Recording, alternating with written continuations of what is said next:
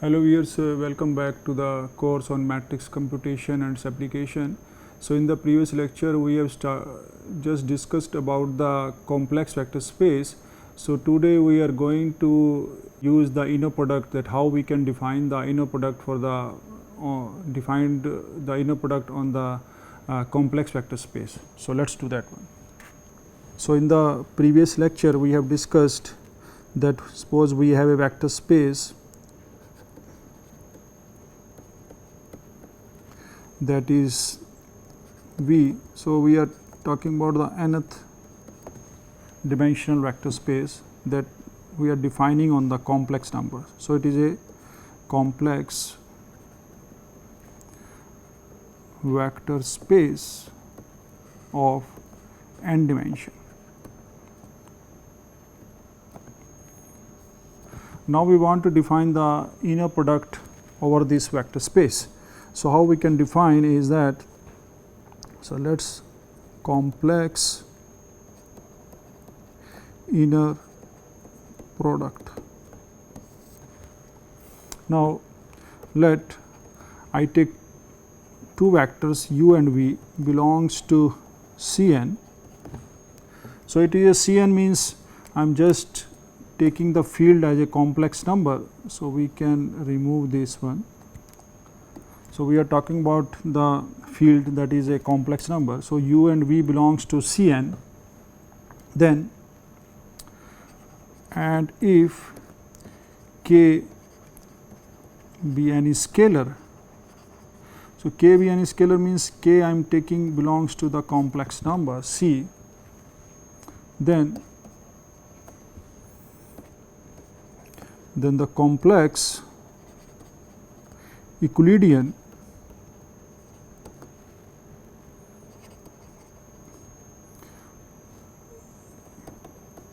inner product.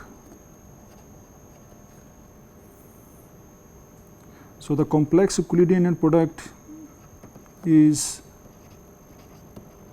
defined as, now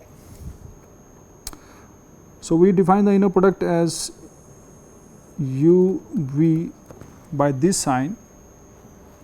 Now this is the inner product if it is satisfied. So we define the inner product as this one. So you can see from here that maybe I can write like this. So I will define this inner product. So that is from Cn cross Cn to real number, or maybe I can say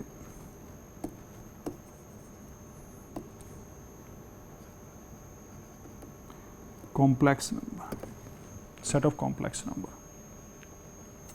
Now how we are going to define, because in the real vector space whatever we are defining was the real numbers, now we are talking about the complex number. So defined like this one, and so this is the complex Euclidean inner product satisfying the following condition or axioms. So the first one is that the inner product I am defining, so u dot v, because I am talking about the Cn, so I am just defining u dot v. So you can write this one as same as I am defining the inner product. So this is equal to v dot u, if I define the inner product, the conjugate. So we know that the, if suppose I have a plus ib, then conjugate of this is a minus ib. So we are taking the conjugate here, and this property is called anti-symmetric.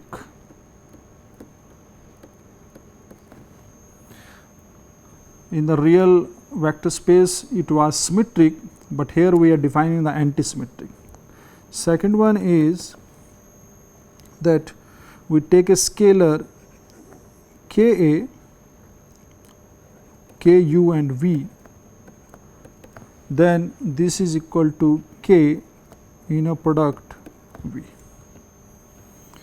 and this is, we know that additive or distributive. Third one is, if I take U and KV, then this is equal to the conjugate of K UV. So, this is, or maybe I can write this one as homogeneity,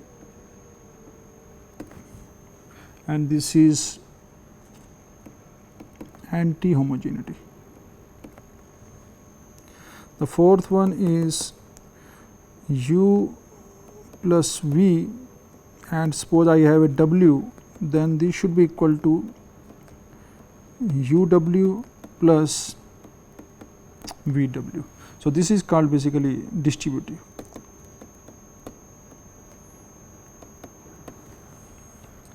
And the last one is that if you take U with U itself, then this is always greater than equal to 0, and if this is 0, which implies U is 0. So, this is called the positivity. So, the condition here is changing only with respect to the conjugate, because we are dealing with the complex numbers. So, here I can write that W belongs to Cn, and this is true for all UV. Now, so let us define the inner product. So, suppose I take a vector. So, let us take, so let us choose a vector U belongs to Cn, then definitely U is equal to U1, U2, U3, Un, where each Ui is a complex number. Then I take V as V1, V2, V3, Vn. So, each Vi also complex number. Then we define U dot product V. So, in the U dot product V, what we are going to do is that I will apply U1, similar V1 plus U2, V2, U3, V3, Un, Vn. So, let us apply the same way we are applying for the real vector spaces. Now, the problem in this case is that suppose I take U dot U, then this will be U1 square, U2 square and Un square. So, for example, so let us take example, let us I take U from, maybe I take it, I just take it 1 plus I and then I. Suppose I take this one and I take V as minus I and 2 minus I. Now, if I take the dot product of this one, that the way we are defining, now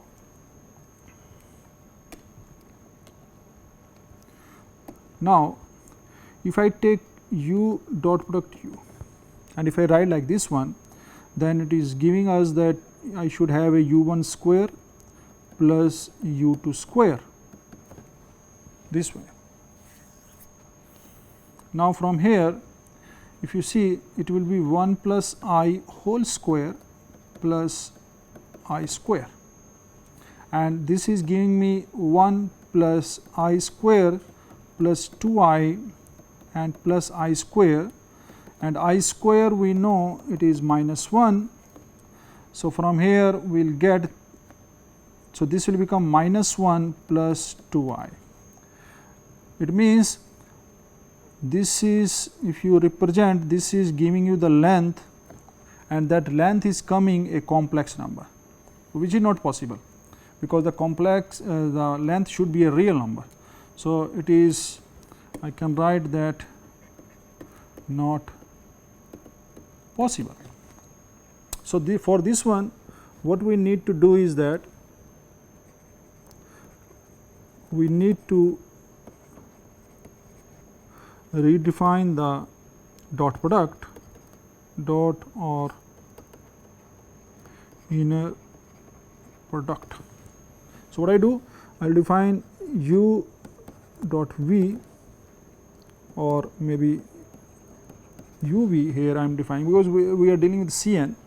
So, now we will define like this one, u1 v1 conjugate, u2 v2 conjugate, and un vn conjugate, or I can define as u1 conjugate v1, u2 conjugate v2, un conjugate vn, because we have to take the conjugate of the other one to satisfy this condition. So, generally we can choose anyone, but generally we choose this definition.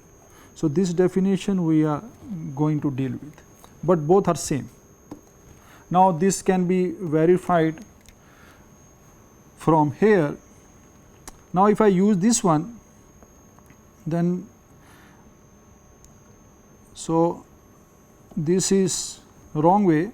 Now, I define u dot u by this way.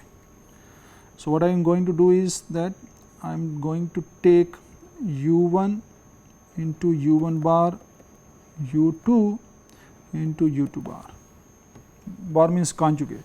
So, this will be, I know that this will equal to u1 square plus modulus of u2 square, and from here you know that this is equal to, so real number plus real number. So, this is always greater than equal to 0, and then we can find out its value. So, if I take the here value of u, so u dot u is basically I am taking the modulus value of u1. So, modulus value I am just defining here. So, suppose I know the value a plus ib is my complex number. So, this is my suppose a and b. So, this is let my complex number a plus ib. So, this value, then I know that this is a b. So, it is a square plus b square under the root, and I know that the modulus value of a plus ib is this one under the root. So, and also I can define verify this as here also, that a plus ib multiplied by a minus ib. So, this one I can write as a square plus minus ib square, and this will be a square minus I square b square, and that will be a square b square. So, from here, and I am taking this value as a square here. So, now this can be written as, so this can be written as, suppose this is my complex number z and this is z bar. So, I can write from here that this is z bar square, because z bar is a square root of this one. So, now we can use this one. So, it is 1 plus I. So, I can write from here 1 is I, a is 1, and I is also the coefficient of I is 1. So, it will be 2. Now, 1 plus 1 2 and plus, so u2 is I. So, it is 1. So, it will be 3. So, my u and u dot u is 3, and this one I can write like this also, So, u1 dot u1 bar, u2 dot u2 bar. So, this will be equal to 1 plus I into 1 minus I plus I into minus I. So, this one you know that even I can just multiply here, but taking this one. So, it is 1 minus I plus I minus I square minus I square, and that you can take it as 1 plus 1 plus 1, and that is 3. So, it is basically 2 and then it is 1. So, 2 plus 1 3.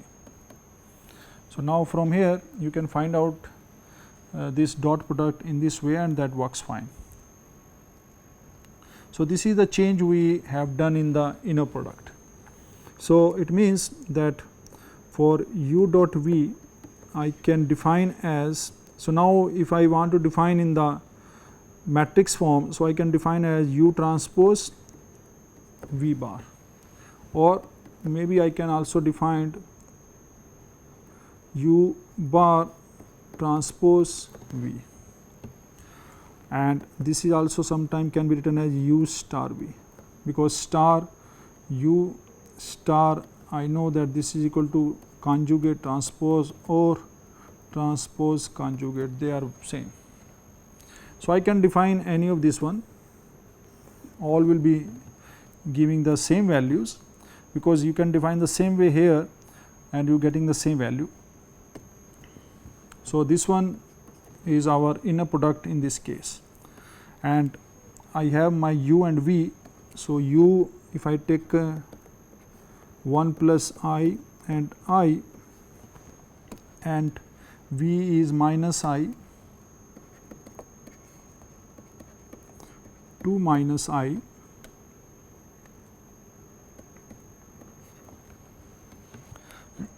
now I define u dot v.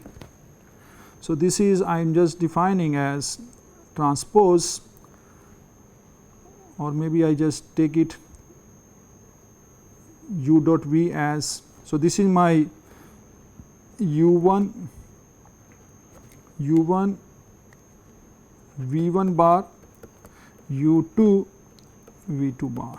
So, this is u1 is 1 plus I, taking the dot product with the v1 bar. So, this is my v1, see this is u1, this is u2, the component v1 and v2. So, from here I take 1 plus I, and then it become I and then u2 plus I, and from here you can take this. So, it will be I square is minus 1 plus 2I, and I square is minus 1. So, from here it is 3I. So, I can write minus 2 plus 3I. This one is the dot product of u v.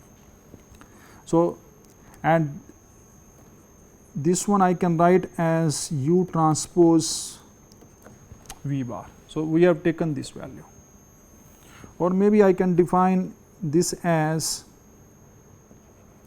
u dot v, I can write as u1 bar v1 plus u2 bar v2.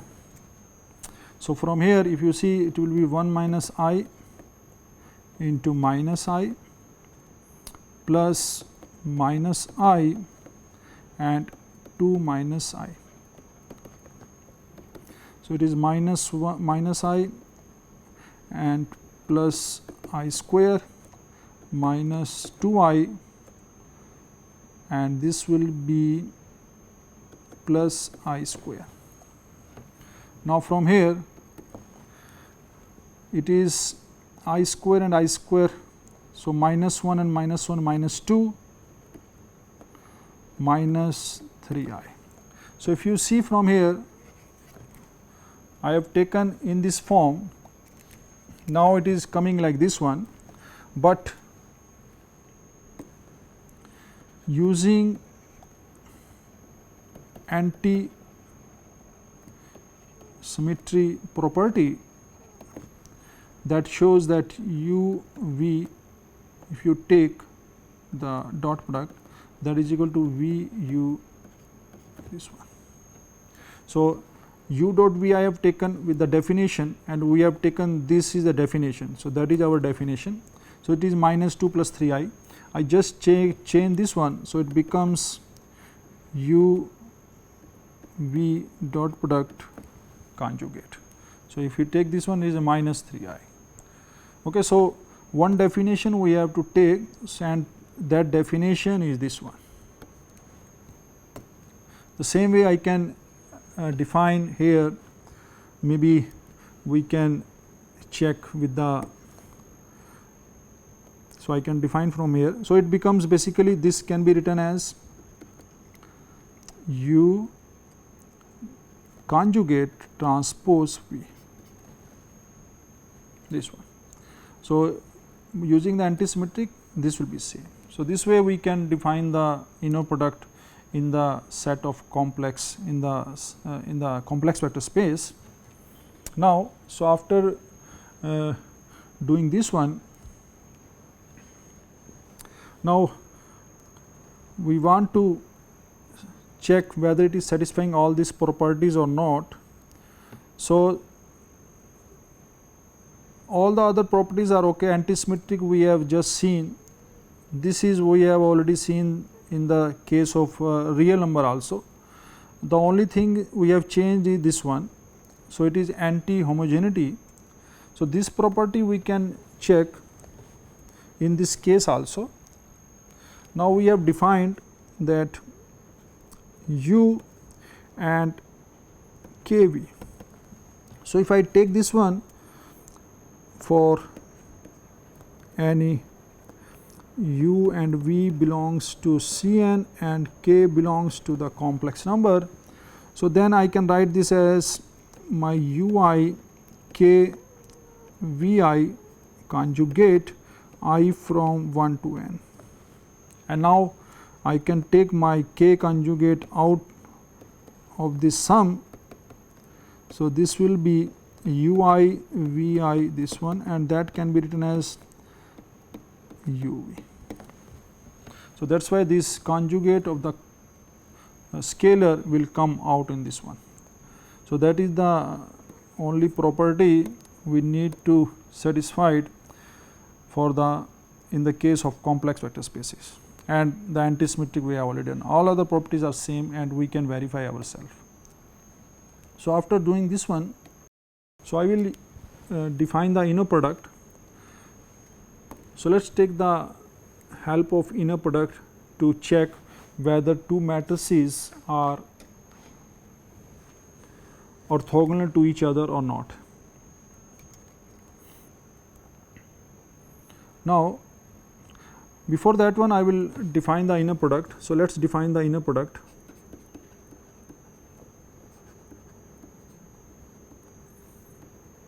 In the vector space V, that is set of continuous function from A to B. So, here we are taking a real valued function.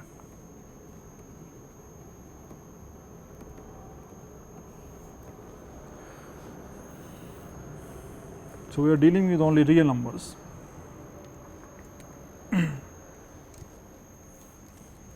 Now, we have already defined the inner product in the case of polynomials.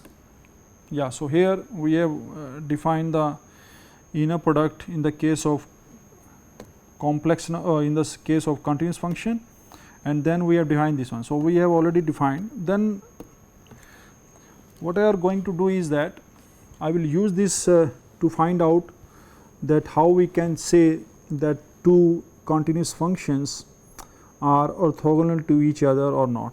So, let us do this one. So, this is the inner product and we have already defined. Now, suppose we have a set of functions. I just take the standard basis. So, let us take 1 x x square. So, these are the bases I have taken. 3 functions belongs to this one. So, they belongs to the vector space V. So, which is C, and let us define from A to B. So, let us take this one as in this case. So, we have to define the interval. So, I just define this as from -1 to 1, or we can define anything, but let us take it from -1 to 1. Now, these are set of vectors. So, we know that. So, I can take this as a f1. So, this one I can write as a f1x, this is my f2x, and this is f3x. Now, we know that f1, f2 and f3 are linearly independent. So, they are linearly independent, because if I already seen that we compare the coefficients of the same power of x, and then we can define that this is a linearly independent. Then, so and also this function, this vector space is an infinitely dimensional space. So, it is not the basis, it is just I am taking the set of functions. So, it is C A B is infinite dimensional space, and this is a set of vectors. It is not the basis, it is set of vectors, and they are linearly independent. So, that we have already seen. Now, using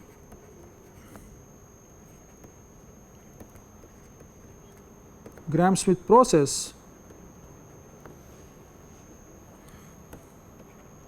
we want to make them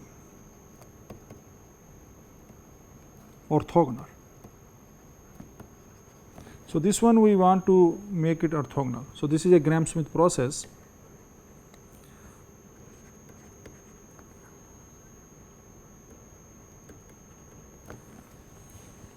So, let us see how we can find out.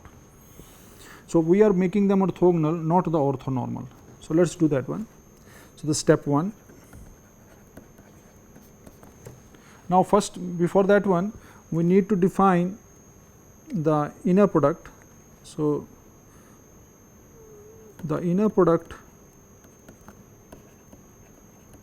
we are taking for any function f and g is from -1 to 1 fx gx dx. So, this is the inner product we are defining, and that we already know that this is a inner product in the defined on the set of all the continuous function from A to B. So, let us take step 1. First I take f1. So, this is I am just taking u1 is equal to f1. So, this is a vector I am defining. So, first is this one, and that is equal to 1. Now, I take u2. So, u2 I am writing. So, I know that u2 will be equal to f2 minus taking the inner product of f2 with u1 divided by inner product of u1 with u1.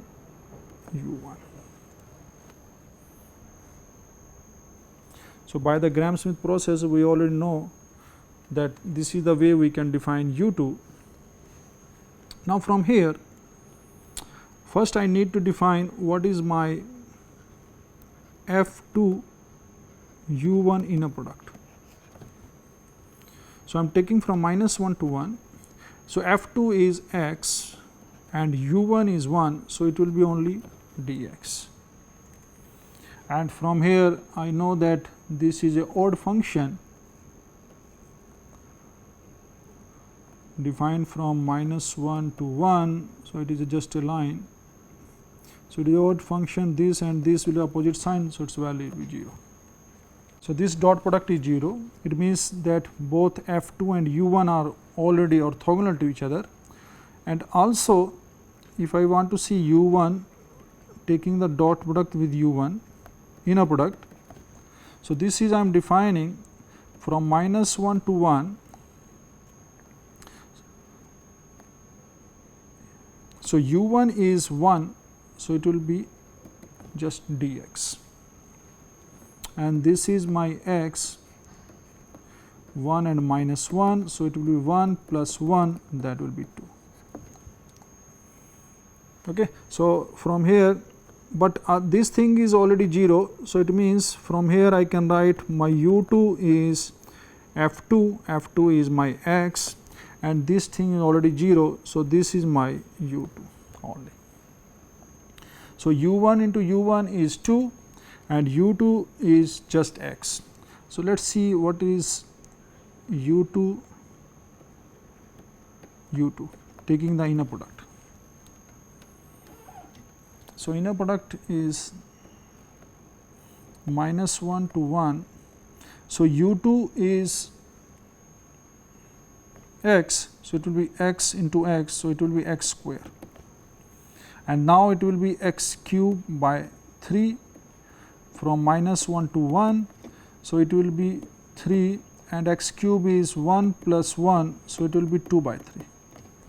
So, I got the u2 with u2 is 2 by 3, and from here I know that this is equal to u2 norm u1 norm square, and that is 2 by 3. Now, I want to define what is my u3. So, u3 will be f3 minus taking the inner product of f3 with u1 plus into u1, because we are it is not the orthonormal. So, it is orthogonal one. So, it is into u1 plus inner product of f3 with u2, and this is u2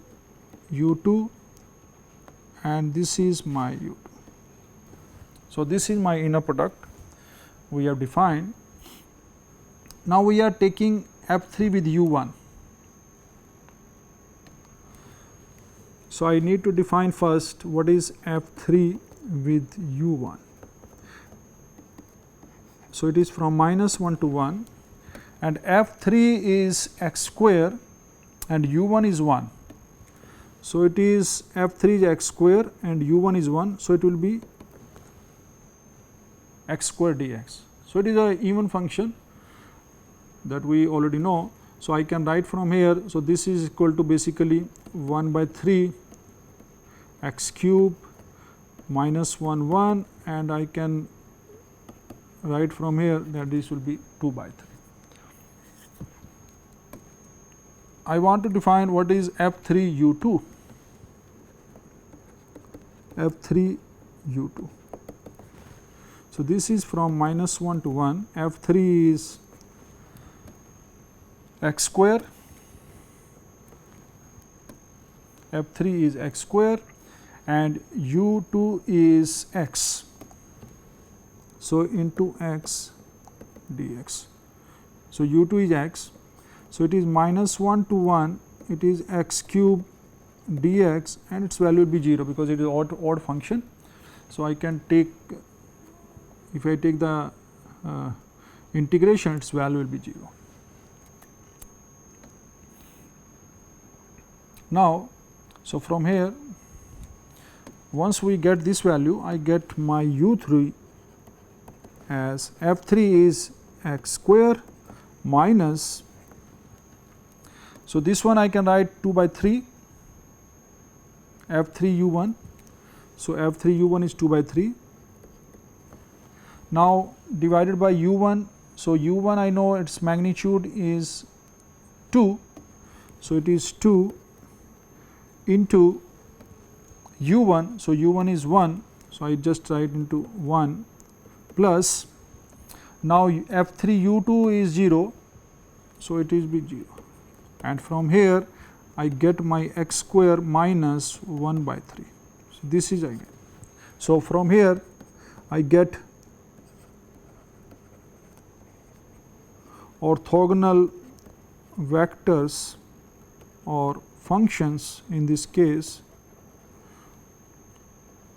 are, so this is 1 x and x square minus 1 by 3. And if you see from here, then this will be look like the Legendre polynomial.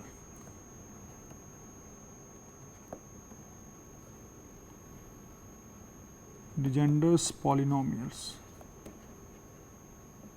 Only condition is that they satisfy one condition, that Legendre polynomial satisfy this condition.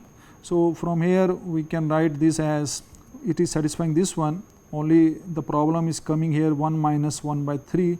So, it is 2 by 3. So, if I want to write from Legendre polynomial, I can write as a 1 x x and x square 1 by 3 by 2 by 3. So, this becomes the Legendre polynomial. So, this way we can define, even I can define the same polynomials in the interval from 0 to 1, and then you can make them orthogonal. So, everything depends upon that which type of inner product you are defining, what is the range over the integration. So, everything we can do with the help of Gram-Schmidt process, we can make them orthogonal. So, this is the way we can define what are the functions. Even you can take another set of function. I can just define the set of functions like I take a set S as maybe I can take x, sin x and exponential x, 3 function I can take, and then I can from there I can take this belongs to a vector space C from maybe I can take 0 to 1. Then these functions are linearly independent. So, I can make them orthogonal with defining the inner product. So, in this case this is the inner product. Here I can define the inner product as f g, that will be from 0 to 1 f x g x dx. So, then the inner product will change, the integration from 0 to 1 it will be, and the same procedure you can follow. So, this way we can define. Now, after doing these functions, the next thing we want to discuss is that how we can say the orthogonality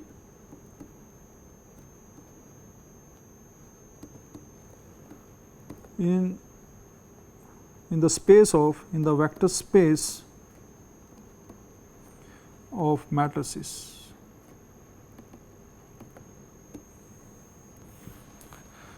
Now, before doing this one, so these things we have defined in the real valued function or the real function, means the functions are real. The same way I can define about set of continuous function over the interval a b complex valued.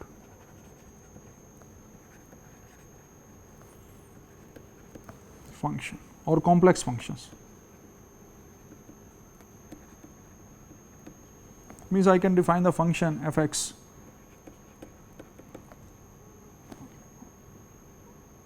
as maybe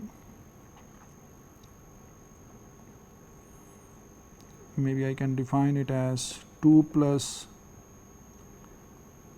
I x. So, this is one of the function I have defined. So, in this case if you see the inner product I will define, that will be from a to b, then f x g x conjugate dx. So, this way we can define.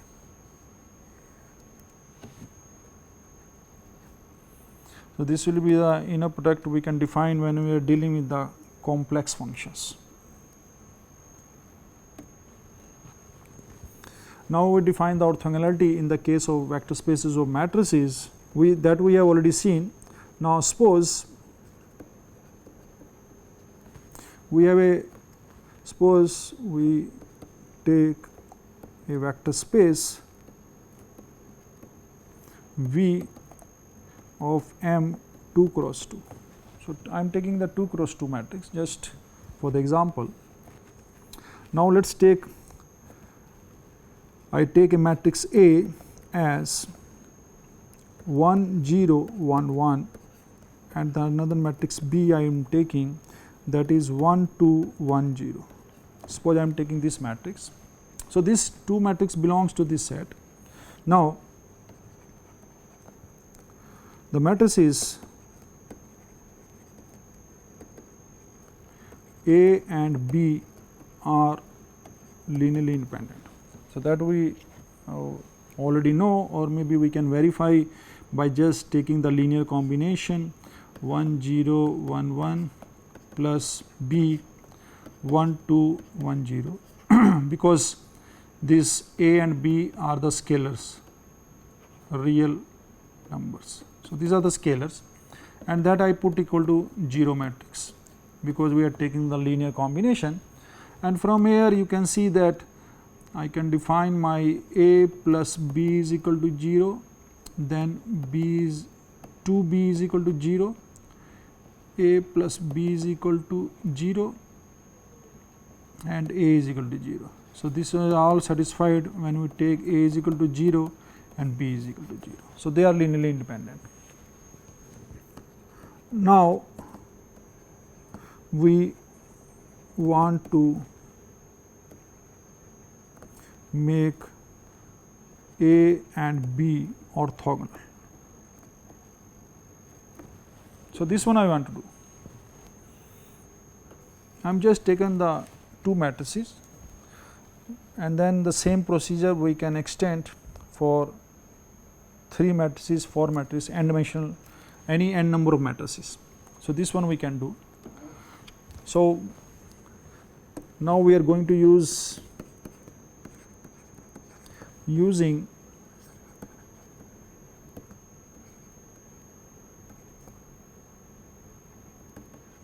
Gram-Schmidt process. So, what we are going to do? So, this is the matrix. So, I call it, maybe I can call it V1. So, I just call this matrices as vector V1, and this I can call it V2. So, I know that the set V1 and V2 is Li. So, let us make them orthogonal. So, step 1.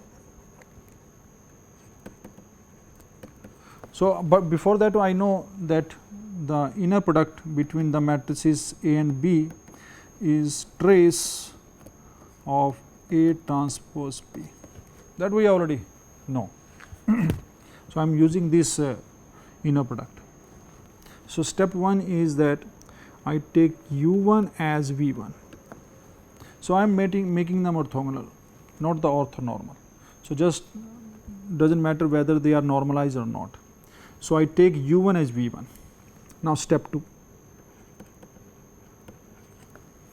I can take U2 as V2 minus inner product of V2 with U1 and U1 inner product U1. So, this one we need to define. Now, from here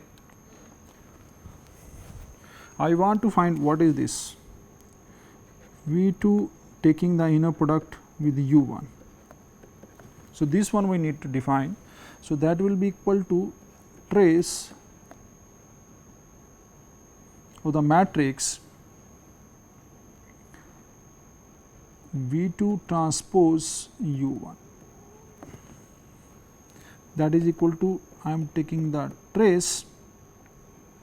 Now, V2 transpose, so V2 is my B basically, this is equal to trace of, so V2 is basically I am taking B transpose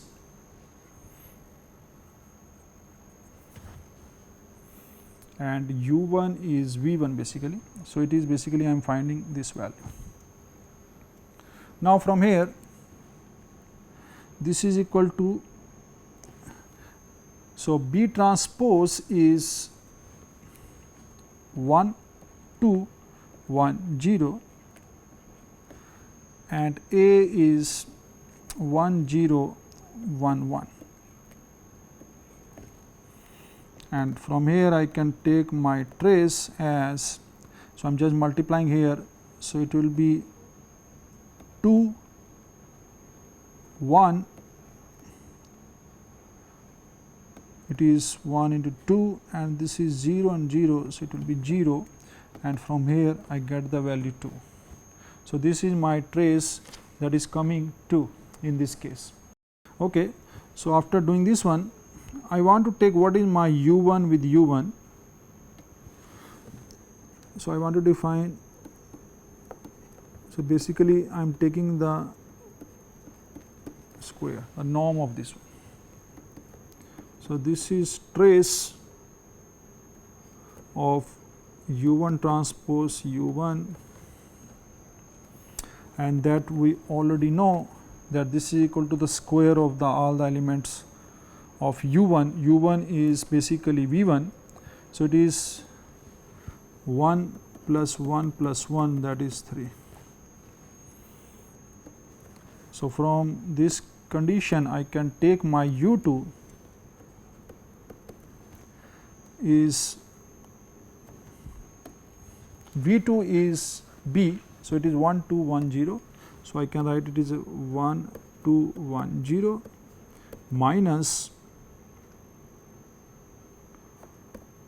I can write like this one. Now, this v2 u1 is 2. So, I can take it as 2. Now, from here taking the, this value is 3, and from here I take the u1. u1 is basically v1. So, I am just taking a. So, 1 0 1 1. So, it is 1 0 1 1. So, that is my u2, and that will be equal to 1 2 1 0 minus, so it is, I can write just 1 0 1 1, and that gives me, so 1 minus 2 by 3. So, 1 by 3. Now, 2 minus 0, it would be 2, then 1 minus 2 by 3. So, again 1 by 3, and 0 minus 2 by 3. So, it is minus 2 by 3. So, this is my u2.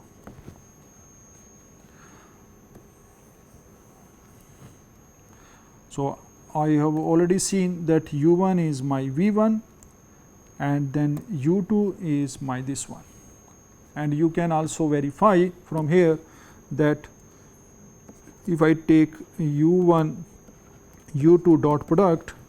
So, if I take this one, then the trace, and this will be u1 transpose. So, u1 is basically v1. So, it transpose 1 0 1 1. So, it will be 1 0 1 1 and u2 is this one. So, it is 1 by 3 2 1 by 3 minus 2 by 3, and from here I can take this is equal to trace and taking this product here. So, 1 by 3 plus 1 by 3, it is 2 by 3. Now, I am taking the from here multiplying this. So, 2 minus 2 by 3. So, 6 minus 2 4 by 3. Then I am taking this with this. So, it will be 1 by 3 and 1. So, it will be 1 by 3, and then taking from here. So, it is 2 minus 2 by 3 and taking the trace. So, value is coming 0. So, they are becoming orthogonal to each other. So, now from here I can say that the set u1 and u2 is orthogonal. and if I take this set u1 divided by its magnitude, u2 divided by its, means I am dividing by its norm, so that becomes the orthonormal.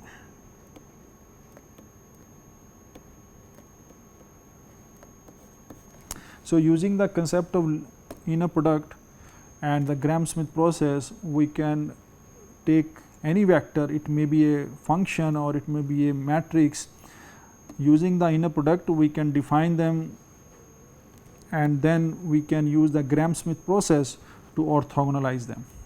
So, the same way we are doing here. So, after doing this one, I want to define a very important property taken from the dot product. So, this is Cauchy-Schwarz inequality.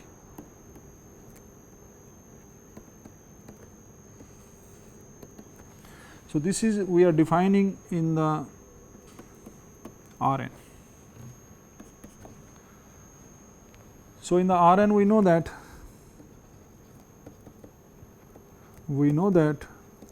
in Rn, so this is my vector space V. If I take the Euclidean, so because in this case we are defining the Euclidean inner product, that is similar as a dot product. So, u dot V is basically we are defining. Now, in this case we already know that u dot V is basically equal to modulus of u V cos theta, that we have already know about the dot product of vectors in Rn, and I can maybe write this as a norm, does not matter, because ultimately it is the length of the vector u and v. So, from here we know that I can take my cos theta as u dot v and dividing by their product. Now, since cos theta is always lying from -1 to 1, so which implies that I can write that u dot v, the dot product, this can be written as lying from -1 to 1, and from here I can say that u dot v, the dot product of the two vectors, has the bounds. So, this is equal to minus product of their length, and this is the positive sign product of their length. So, basically it gives you the bounds on the dot product. It means if somebody asks that if we take the dot product of two vector, then how big and how small that can be. So, it is always, if you take the dot product, that is always less than equal to the product of their length and always greater than equal to minus of the product of that length. So, this property is called the Cauchy-Schwarz inequality. So, this is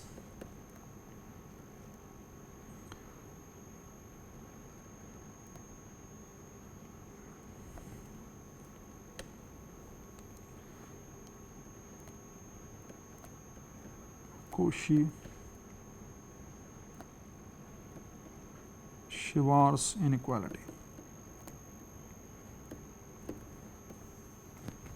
So, for example, let us take one vector. So, I just take in R3, I take a vector u as 1, 2, -1, I take another vector v as -1, 0, 3, basically. Suppose I take this one, and if I take the dot product u and v, so this is -1, 0 and -3,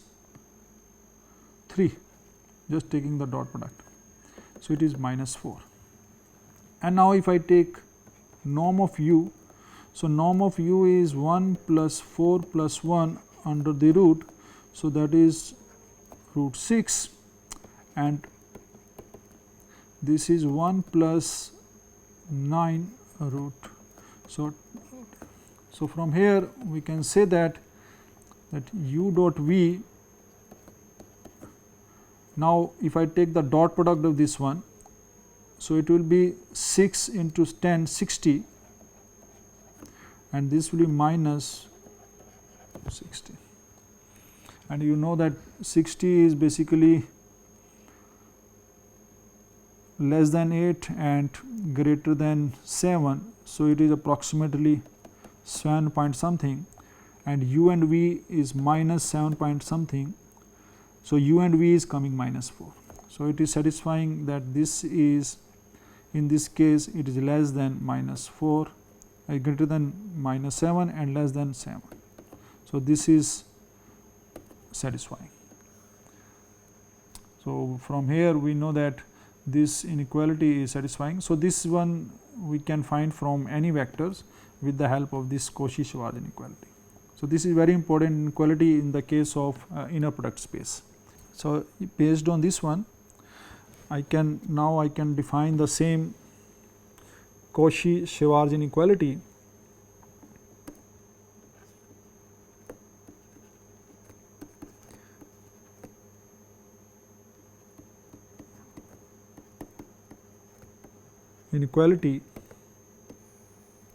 So now I define any inner product space. So V is any inner product space, then for any u and v belongs to the vector space V, I can define u v inner product. So this is my inner product. U and v can be a matrix also, it can be a function also, it can be a polynomial, anything.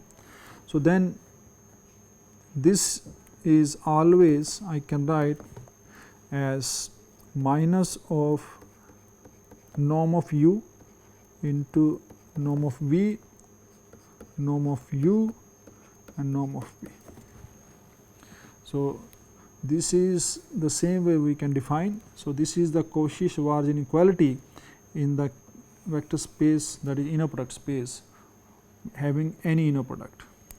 So this is also satisfied or applicable in any of the inner product. So this is where we can define the Cauchy-Schwarz inequality. Now we will stop here.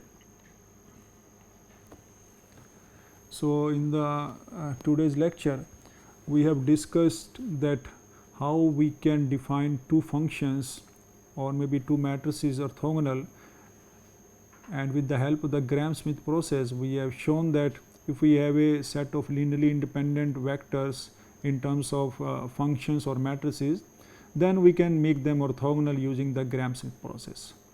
So and also we have defined the another important property of the inner product space, that is a Cauchy-Schwarz inequality. So in the next lecture we will discuss about the norms and other things of a given vector in a vector space. So thanks for watching, thanks very much.